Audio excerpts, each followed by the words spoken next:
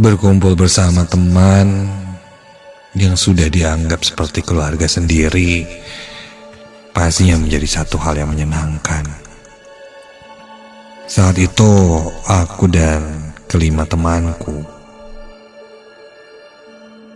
merencanakan untuk menginap di sebuah villa. Villa yang jauh dari keramaian kota, bahkan jauh dari pemukiman warga juga. Ya, bahasa anak zaman sekarang sih healing. Akhirnya kami memilih satu villa, letaknya di daerah Ciwidey.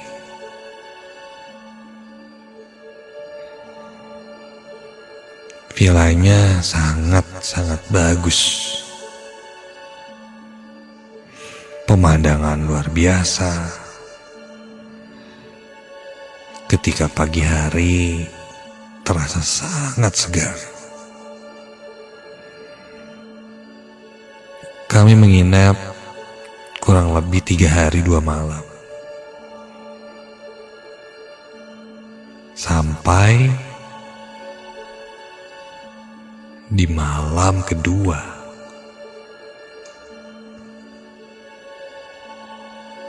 kami mulai melakukan sesuatu yang bisa dibilang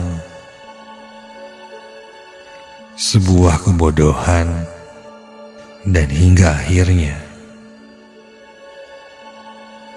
aku melihat dengan mata kepalaku sendiri sosok makhluk gaib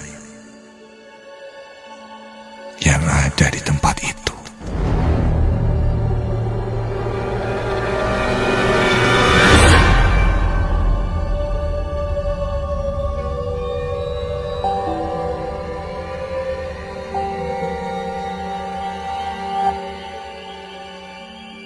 Malam itu aku ingat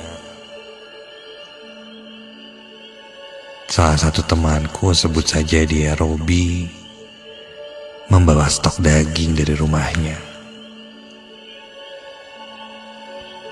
Dan kami pun berpikir untuk bakar-bakaran, nyate.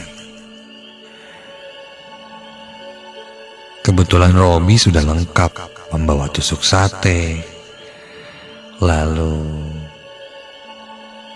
dia membawa bumbu-bumbunya. Dan akhirnya kami pun bergotong royong memotong daging, menusuknya ke tusuk sate. Ketika sudah terkumpul banyak, siap-siaplah kami membakarnya.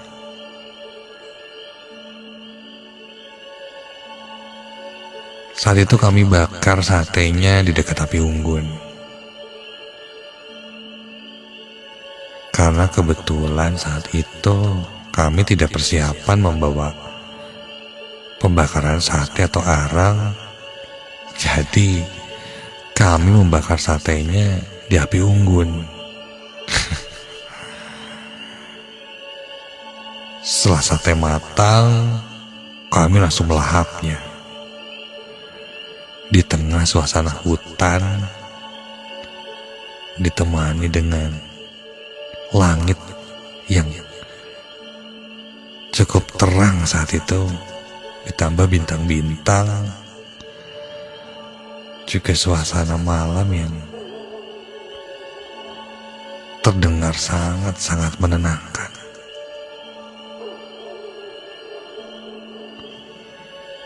Di sela-sela kami membakar sate sambil memakannya, entah dari mana muncul di pikiranku, guys, kalian pernah tahu nggak atau pernah baca gitu, konon katanya kalau kita ngebakar terasi malam-malam kayak begini nih,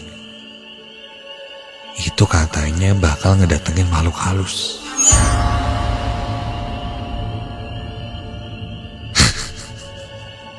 Nggak denger nggak? Lalu salah satu temanku bilang, ngaco. Yang ada didatengin warga. Ini buat terasi malam-malam. Mau nyambel apa gimana? Kami semua pun tertawa. Namun saat itu aku jadi penasaran. Bener gak ya? Iseng lah saat itu kebetulan kemarin ada temanku yang bawa terasi untuk membuat sambal. Aku mengambilnya, menusukkannya ke tusuk sate dan bilang pada teman-temanku, gimana kalau kita cobain aja hal konyol ini?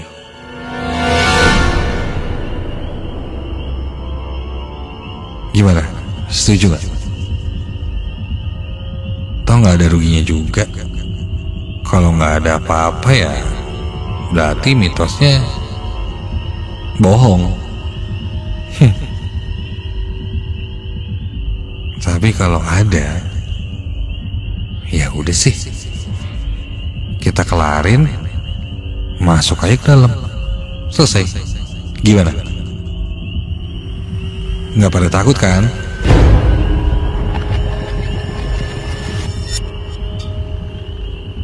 Teman-temanku memperhatikanku.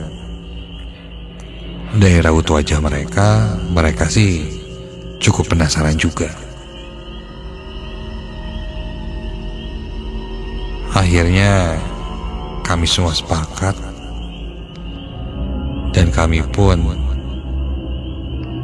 mulai membakar terasi itu.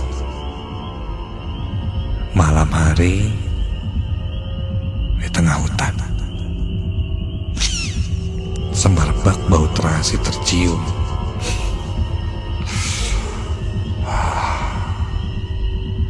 Sambil membakar terasi, aku sambil melihat ke sekeliling. Kulihat kiri, kanan. Siapa tahu ada hal menarik. Coba lihat sebelah situ. Siapa tahu ada penampakan gitu. Soalnya katanya kalau ngebakar ginian itu hantunya langsung muncul, langsung kelihatan. Coba sebelah sana ada. Kami melihat kiri kanan, atas bawah. Tidak terjadi apa-apa. Ya, setelah cukup lama membakar terasi itu, kami pun tidak mendapatkan apa-apa. Aku pun melempar terasi itu ke dalam api unggun.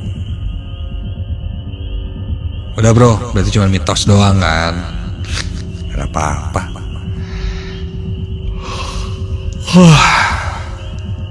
Ini udah hampir jam 11 malam. Ke dalam yuk, kayaknya makin dingin nih. Teman-temanku pun setuju. Dan kami pun berjalan masuk ke dalam villa.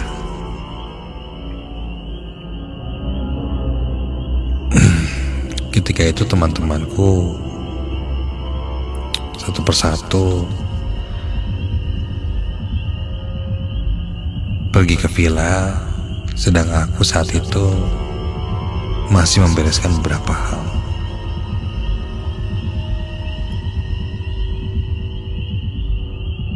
Setelah dirasa semua barang-barang sudah kuambil, aku baru kembali ke villa. Dan ketika ke villa, baru aku mau menutup pintu depan. Masih ada yang duduk di sana. Itu siapa ya? Si Robi gitu. Bi, ayo masuk. Orang ngelamun aja sendirian di situ. Bi. Dan tiba-tiba ada yang menepuk bahuku dari belakang. Dan ketika ku tengok, Bi, lu kok Itu siapa? Ketika aku lihat lagi ke arah api unggun, tidak ada siapa-siapa. Malah Robby yang menepukku dari belakang dan bilang, ngapain teriak-teriak. Itu tadi udahlah. Aku pun menutup pintu villa dan mulai kembali berkumpul bersama teman-temanku.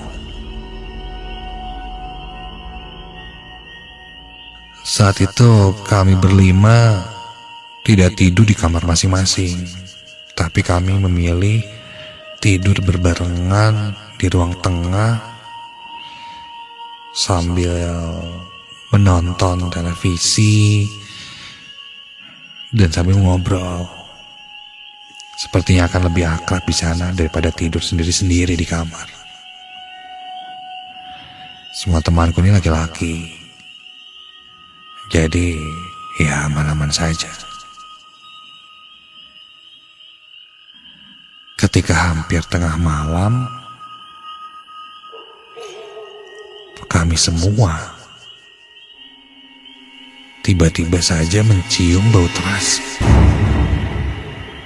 Iya, bau terasi menyeruak di ruang tengah villa itu.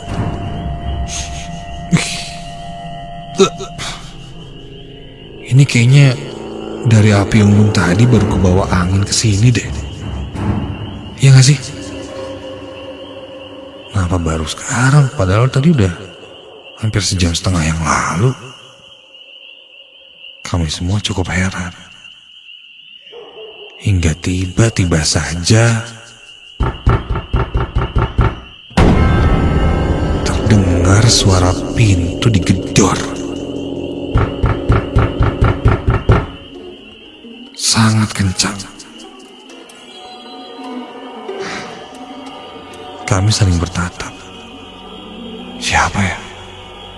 Atau mungkin penjaga villanya yang komplain dengan bau terasi kali ya.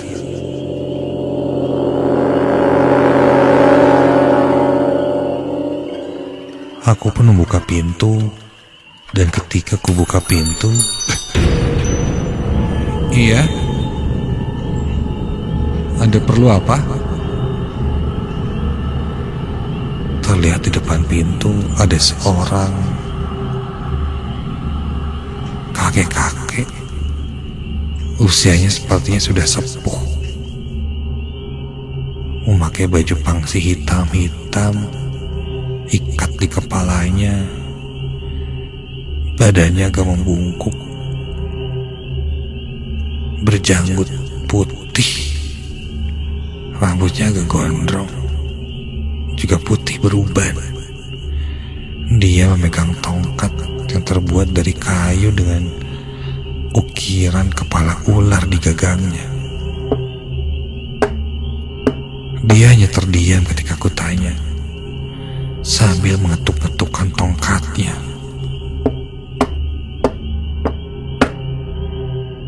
Teman-temanku yang lain pun menyusulku ke depan, dan kami semua melihat kakek itu berdiri kaku, hanya mengetuk-ketukkan tongkatnya. Punten, aki aya perlu naonnya ki? Kakek itu hanya mengangguk-ngangguk terus mengangguk. Dia pun berbalik badan dan berjalan menjauhi kami. Kami saling bertatap. Apa tuh aki-aki? Tiba-tiba kakek itu berdiri cukup jauh dari tempat kami berdiri dan berbalik melihat ke arah kami lagi. Terlihat kepalanya mengangguk-angguk.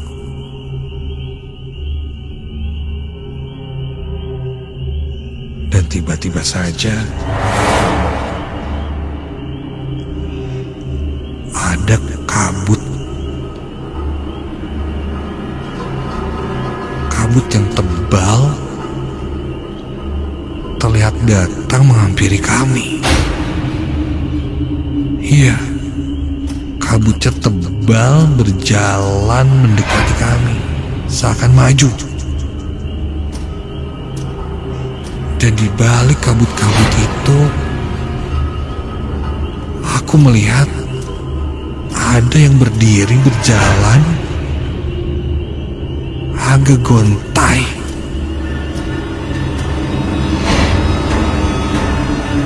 Iya. Dan jumlahnya banyak. Di balik kabut-kabut itu terlihat ada banyak orang mendekati kami. Namun terlihat hanya seperti bayangannya saja, berjalan gontai.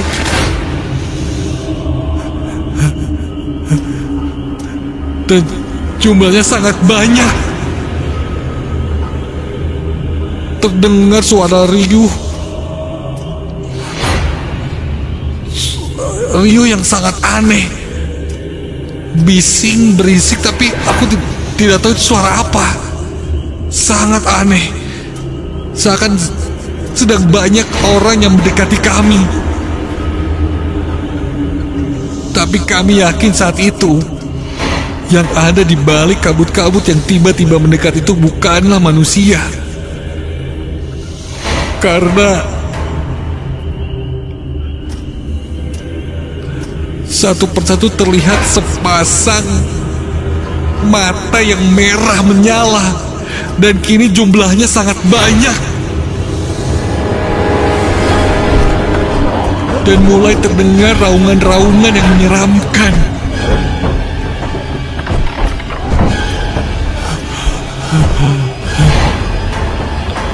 Kami langsung menutup pintu dan menguncinya. Seketika kabut itu pun mendekat. Dan dari jendela bisa terlihat kabut itu mengelilingi kami. Dan ketika itu juga terdengar suara gedoran-gedoran di jendela, tembok, pintu, bahkan atap dari villa ini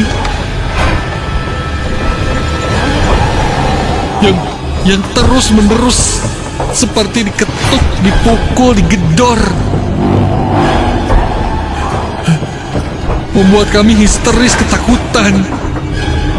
Dan jelas ini bukan ulah manusia. Namun ketika kulihat keluar pun tidak terlihat wujud apapun. Namun suaranya terdengar sangat jelas. Kami pun berdoa dalam hati dan salah satu dari temanku menelepon kuncen villa itu. Di dalam kepanikan, Robi menelepon kuncennya dan bilang kejadian yang terjadi saat itu. Dan kuncen itu berkata tolong tetap tenang, baca doa. Sementara kuncen itu menuju ke arah kami sambil bantu untuk menyelesaikannya dari jarak jauh. Dan tiba-tiba saja perlahan suara-suara itu pun mulai menghilang.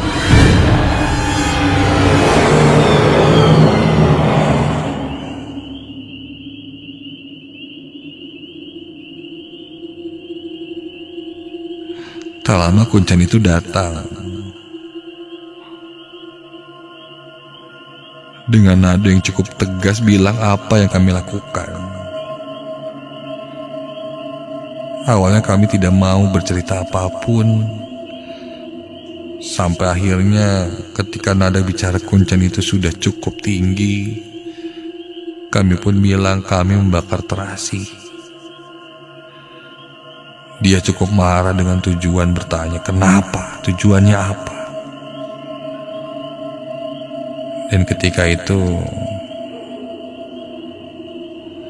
kuncen itu hanya bilang, Itu kan yang ingin kalian lihat.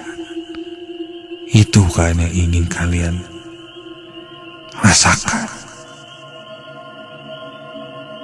Percaya sekarang bahwa mereka itu ada.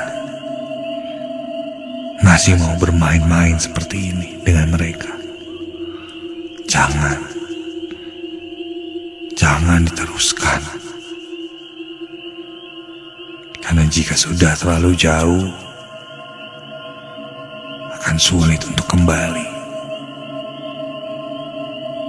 Kuncen itu mengingatkan, jangan berulah lagi, dan menyuruh kami untuk tidur dan besok segera meninggalkan tempat itu.